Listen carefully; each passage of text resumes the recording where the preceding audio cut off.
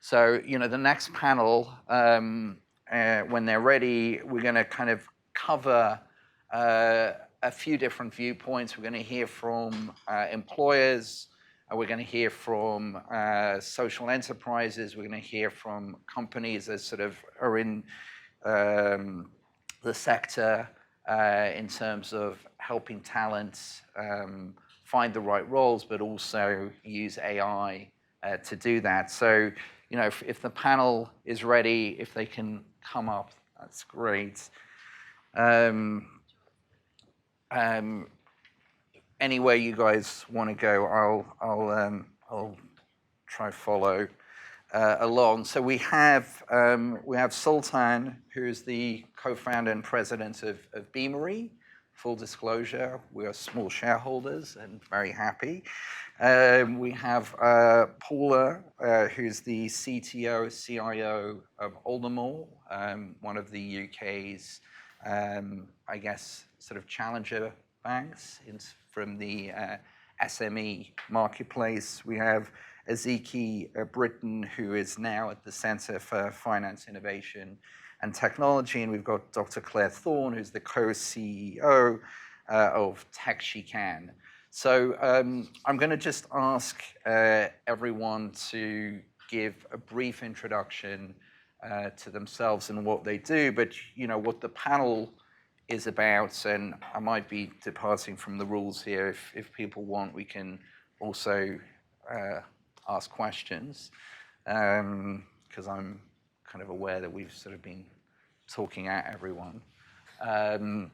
But the panel is really here to discuss how do you ensure inclusivity in this sort of AI-enabled world now. I think, you heard from Ash earlier on about his personal journey, about what the Academy is trying to do to sort of unlock potential, and take people into, from all backgrounds, interesting and high-paying, highly skilled roles. As I said, this looks like we're in,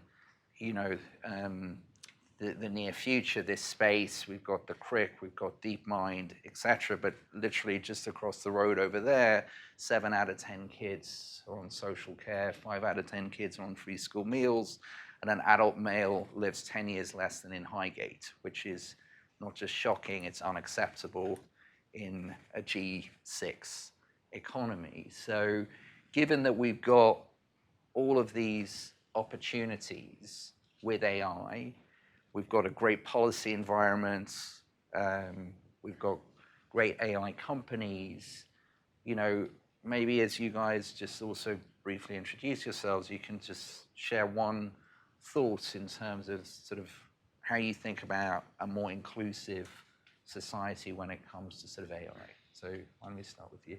Thanks, Saul. As Saul said, I'm Sultan, I run Beamery, and actually a lot of the discussion here today is directly aligned with why we started the company about 10 years ago. At the front of the room, we have the sign from Academy and Ash, Make Potential Count. We started the company to create technologies that allowed companies to hire for potential and develop for potential. And one of the challenges we saw is that it's very difficult to create systemic change without looking at some of the barriers to what is stopping us currently from hiring for potential and developing for potential, including actually identifying people's skills. We spent a lot of time today talking about skills, but if you ask anybody in this room, hey, what are your skills? It's quite a difficult question to answer. And one of the things we have found is that there are ways to use AI and technologies to help address that, both at the level of how people look at designing jobs and how people look at identifying skills within their workforce, their employees, and making more inclusive decisions. And I think, within the context of how we look at the societal impact of moving away from credentials, moving away from relying on degrees, we also have to recognize why have we relied on credentials, and it's because it's difficult to do the alternative, and we need to look at the underlying foundations, including the systems we use that help us get there. And I think the conversation today is so timely because we now can. A lot of these things are now possible. Brilliant. Thank you, Paula. Good. All right, I'm Paula, so CTIO at Aldermore. We are a challenger bank, and our purpose is to try and serve people who are underserved and underwhelmed by the main street. And the question is, how do we do that, and how do we do that effectively? Probably not with a whole lot of clunky, painful manual processes. So there's huge opportunity in terms of how we streamline so that our people can spend their time where it really matters, helping and talking to customers. And so I see the opportunity in front of us to make sure we get rid of the kind of painful work and really create and focus on the time where that human contact hugely matters. We had a wonderful email from a customer last week who said he'd been dreading, ran a small leisure centre, it's a charity, really struggling in this climate, been dreading making that call and saying, I'm in trouble right now. And we had a person who could spend an hour on the phone with him, helping him and figuring out how we could do that. And so a lot of my mission is to try and bring the skills in to free up the people to do the stuff that really matters. Hugely supportive of being inclusive. I have a couple of personal stories that I might share. I grew up in apartheid South Africa, so very conscious that just because of the accident of the color of my skin that I had a whole bunch of opportunity that so many other people didn't. I feel a real obligation to try and kind of pay that back and make opportunities more open.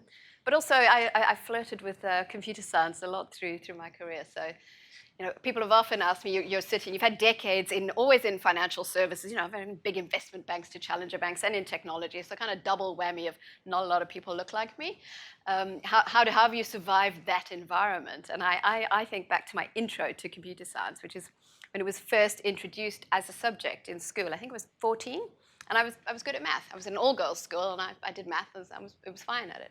I was offered the opportunity to take computer science, but it involved being bused to the boys' school, because that's where it was offered. So nothing in my professional career has been as frightening as walking as a 14-year-old girl down the playground in the break at the boys' school to get to the lab. And I still remember that feeling of, I don't think I belong here. You know, there's only 3 of us who look a bit like me. Can I do this? And think, you know, come on, you know, you've won this place and you've got to be able to do it. So I kind of hold that when I think about all of the people out there who bring that baggage and feel like they don't necessarily fit. How do we make it accessible and how do we open up skills? So I'm so super passionate about Academy, and we're, you know, really spending our time opening up opportunities both to external and our internal employees. We know the jobs in our bank will change, so how do we start offering the training and the opportunity for people who maybe haven't had that opportunity and have the aptitude to reskill and engage and build? So I guess I'm an optimist there. Thank you. Brilliant. Izzy? Hi, everyone. So Ezechi Britton, or Ez, as most people know me, I'm the CEO of CFIT, the UK Centre for Finance, Innovation and Technology. So we're a government-backed, well, Treasury-backed and City of London-backed organisation that focuses on removing the barriers to scaling for the UK finance and innovation sector. And we do that through our time-bound coalition model, bringing together the ecosystem to solve real problems. But in a former life, I was a VC at ImpactX Capital, venture capital fund focused on investing in diverse and underrepresented founders. I launched a social enterprise called Code Untapped, which is about bringing diverse technologists together with enterprise organizations through coding hackathons, workshops, and the rest. I launched a fintech startup, which was focused on providing better access to finance or fairer access to finance for UK employees. And prior to that, spent 10 years as a technologist in the banking sector. And I'm also a trustee for Crisis, one of the UK's largest homeless charities. So as you can tell, it's a very big focus on mission for me, particularly around social change, social drivers, and doing that through innovation, through technology. So AI is a critical piece of that, and as we look at finance innovation going forwards, particularly with our first coalition, which will be around open finance, we can see that this is a conversation that's starting to crop up more and more and more. And my particular bugbear or interest in that is around the data and the biases inherent to that data, and what outcomes does that mean if we're then building systems and making decisions off the back of that. Great. Thank you. Claire? I feel like my job's done. You've covered it all. So Claire Thorne, co-CEO, it's a job share, you don't often see it, for a charity called Tech She Can that essentially spun out of PwC. We're on a mission to increase the number of all children, but especially girls, and then ultimately women, choosing tech careers as their first choice. I'm also venture partner at an organisation called Deep Science Ventures, where we build science companies in-house from scratch, and they're doing really great stuff in terms of their gender diversity across their founding teams as well. I'm a physicist formerly. We'll talk about former lives. I'm a physicist formerly, so totally identify with that sense of belonging or not belonging, what you mentioned, Paula. Often the only person, the only girl in the room, and then the only woman in the room.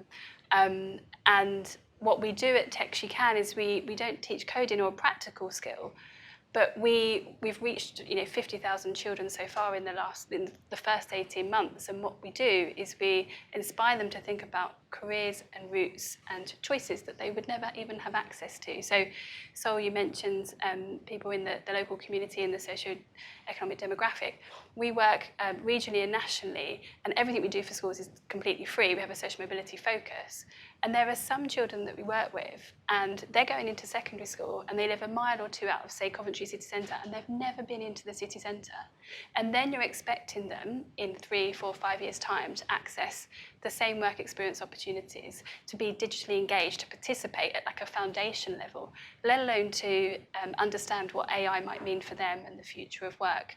So that's our mission, and that's what we're up to. So I guess I care about science and technology talent and opportunities for everybody. Brilliant. So you can see there's a really amazing panel here, and we're obviously in the time that we've got not going to be able to get all of the insights that we'd want. So I think, I'm sure we can chat afterwards, but I just wanted to pick up on the topic of bias because, obviously bias, when it is encoded literally into software data, cannot just be dangerous, it can be incredibly dangerous. In fact, you can weaponize bias.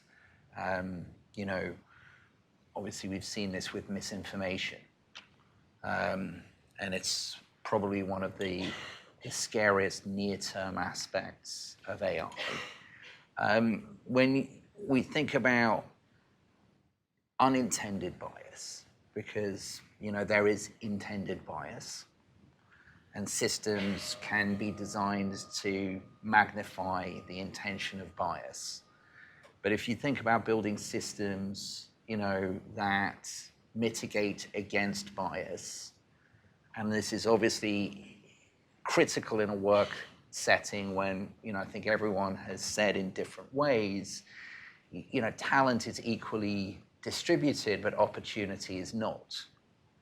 So how do you start to build systems from a hiring perspective, from an educational perspective, that sort of, take bias out of the system, or at least recognize bias and sort of leverage it in a way that is, not damaging? And I know this is something that, Beamery has done a lot of work in thinking about. So do you want to just maybe talk a bit about how you've thought about it? Sure, and I think there's a lot to say on this topic, but to zoom in on 2 buckets. The first is recognizing that the majority of the decisions that technology is helping us make, if we weren't using the technology, there would still be bias. If you look at the question of hiring or employment decisions, if you didn't have any technologies, there's a lot of bias inherent in what can be called like tap on the shoulder decisions, or who do you know? And one of the questions is the introduction of technology helping reduce that or change that, and how do you compare those two? And a key thing that technology, even before you get to AI or other components, can help with is actually transparency of choice compared to non-technology-based decisions. And then you have to zoom in on, well, what are you providing transparency into? And in the case of a lot of employment decisions, the question isn't just tracing what happened, did we hire in an inclusive way? The question is also zooming in on the sort of lead indicators of what could help us reduce bias. And skills is a great example. If we look at the way people either design job descriptions or identify talent, you very rarely have access to everyone. It's one of the things that the Academy team does, opens up a pool of the types of people you can access, looking at people without degrees. But there's also challenges with having the confidence that if you take risks by not hiring for credentials, that you then would know how to train those people. And again, the things that you can bake into the way that the technology is structured is creating not only the transparency of how those choices of what you do can reduce bias, but actually the cascade of assisted decisions that can take you from something that can allow you to hire for potential to actually being able to then develop for that potential. And I think being able to see how that connected set of technologies can give you confidence to make more inclusive hiring practices and decisions is a very good example. Great. So just in terms of opening access, you know, I too grew up in apartheid South Africa, although, you know, I was fortunate enough, my dad's over there, that my mum and dad took me out of the country when I was 6. So, you know, I had the opportunity to grow up in theoretically a more inclusive society.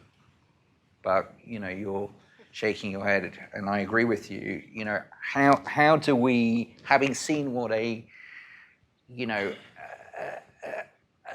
a systemically unequal society looks like, where it is regulated in the law, apartheid South Africa, and now, you know, being part of an organization that is looking to give access and opportunity to sort of a diverse workforce, but still we're confronted by real inequality, you know, even in a society like this. How do you think about opening access and sort of reducing bias from an access perspective?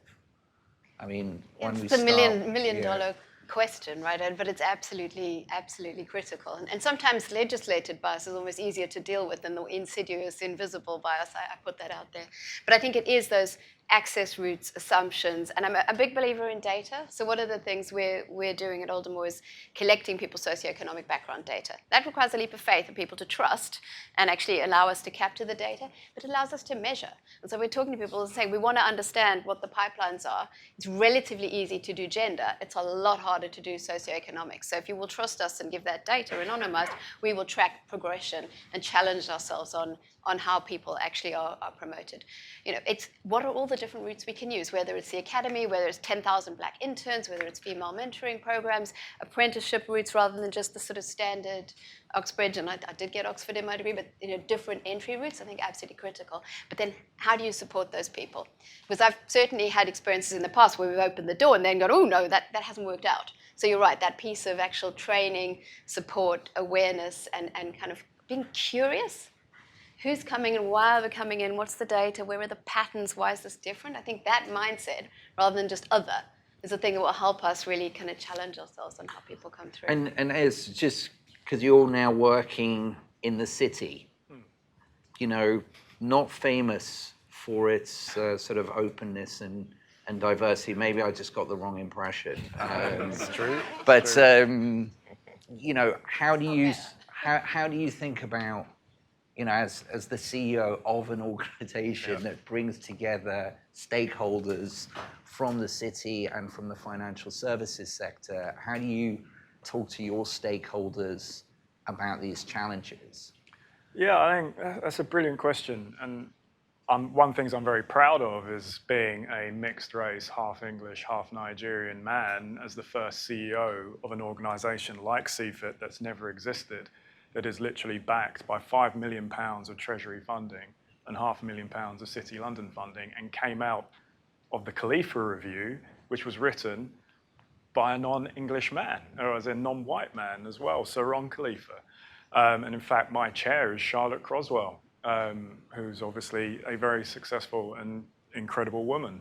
So I think one of the things you have to do is lead with your chest, right? And one of the things that I ensure is that CFIT as an organization is representative of those same beliefs in being diverse and having a wide group of individuals. And in fact, one of the things we ensure is that we are UK-wide.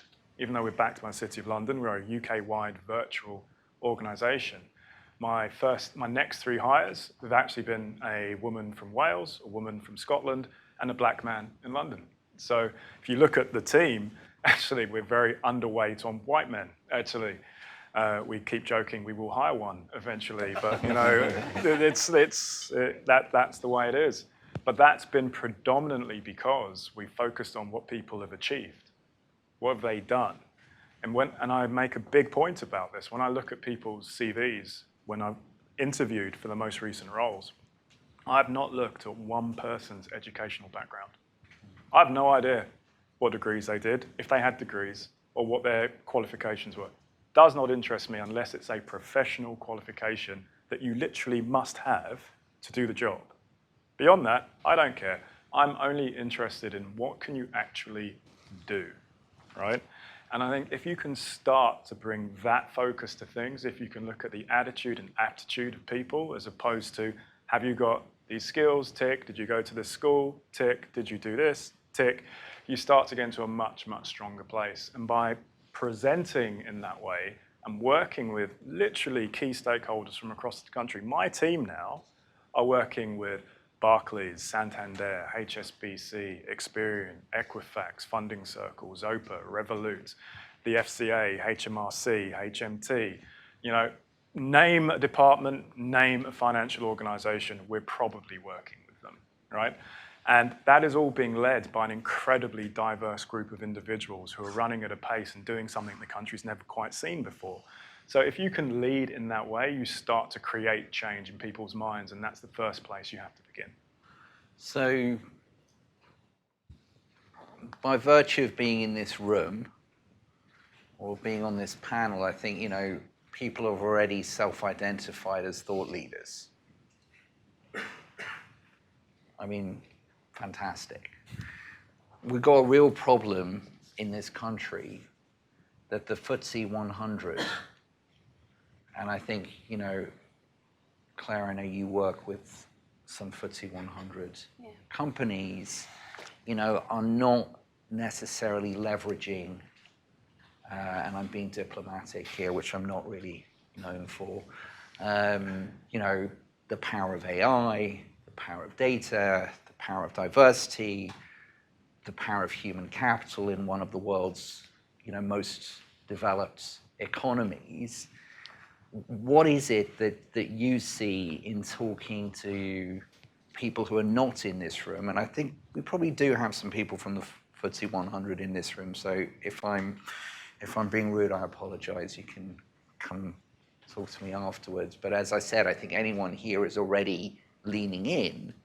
But there's 80–90% of the real economy in this country that is not leaning in. So how do we, if everything that we've heard this morning is true, which hopefully it is, you know, how do we change some of that? Sure. So at TechSheCan it's a membership model, so we're fully funded and backed by industry. We have 250 members across 40 sectors, so it's not just a tech sector issue. They include Google, NatWest, Credit Suisse, HSBC, Barclays, etc. that you mentioned, plus some public sector organisations. And we don't need to sell to them our mission. They totally get it. They get that, you know, they can't attract the tech talent that they need, whether it's diverse or not. They just can't attract the tech talent in the numbers they need. And Ash spoke to that. So they're really invested in that long-term pipeline. And we start working really young to change perceptions and make role models and pathways really visible. So we start from age 5. We don't need to sell it to our members. They get that. And they're not even necessarily going to go into those organisations, but they're just going to benefit everybody. I think on the points around bias as well, if I can come back on that bit, I feel like we should all be really alarmed. And I feel like there's not a sufficient level of alarm in the room and in society at the moment. And there's, you know, 10% of leaders in tech are women. Only 3% say that a career in tech is their first choice. And then we're talking about wholesale change, redesigning of the workplace, the economy, society by a relatively small number of organisations, relatively small number of people. So it's huge things that I think need to change to make those pathways more inclusive. So we do that through role models, through changing perceptions. We work with children, we deliver lessons and quiz inspiration. We put role models, people like yourself, into the classroom. So there's no reason why you shouldn't be doing something at an individual level. It's all free, and we're here to do that with you. And we put them into the classroom. And then you hear for yourself those perceptions and what really needs to change. And, you know, by the time girls particularly get to, say, 13 and they're about to take their GCSE options, it's too late. We've lost so many of them to STEM. And if you're talking about diversifying the workforce for AI, it's game over. So we start much younger. There was an 8-year-old we worked with and worked with their class, and we said to them at the start of the class, draw somebody who you think looks like a worker in tech. And they all go off and they draw who they think looks like a worker in tech. And almost by osmosis and by the media, there's some really great reports from the Leverhulme Centre at Cambridge and that on this, what AI professionals look like in the media, etc. They draw who they think is a tech worker.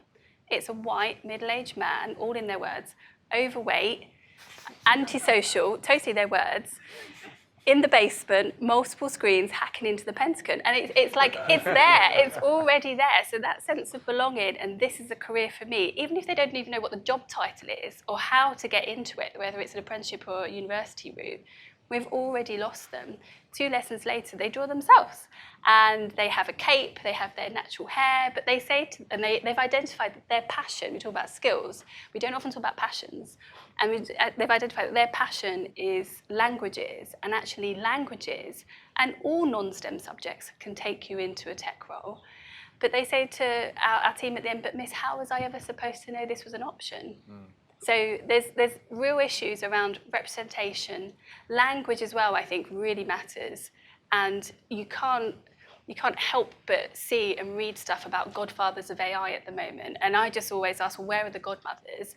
And it's either they've been silenced, there's not enough of them, or they're not there in the first place. And we know they are there. Yeah. So who's getting the voice? Ada Lovelace, not far away. She's dead.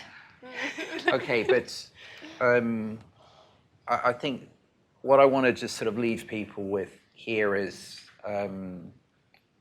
firstly, I think we've got great people here who are passionate, who are making a difference from school all the way up into the workforce and in the city. Thank you for that. We've got people in the room here who are making, just by being here, are trying to make a difference on this topic. And hopefully, what people have seen and heard today is that we've got all of the ingredients in this country to make a success of this. And I guess what I would just sort of encourage people to do is, if you do feel like you're hitting a brick wall on any of these topics, recognize that this is a full room and there are other people outside of this room who, care about this, know about this, and are trying to make a difference. And I think, if I'm being an optimist, and I am an optimist, not maybe I said I was a realist, I'm actually an optimist, is that, this really changes when it's not just about tech anymore, but when people realize that this is just about what a future society looks like, and that there's room in this for everyone. So I just want to say thanks to the panel, thanks to everyone for being here, and I'm going to hand back to our MC. Yeah, thank you very much indeed.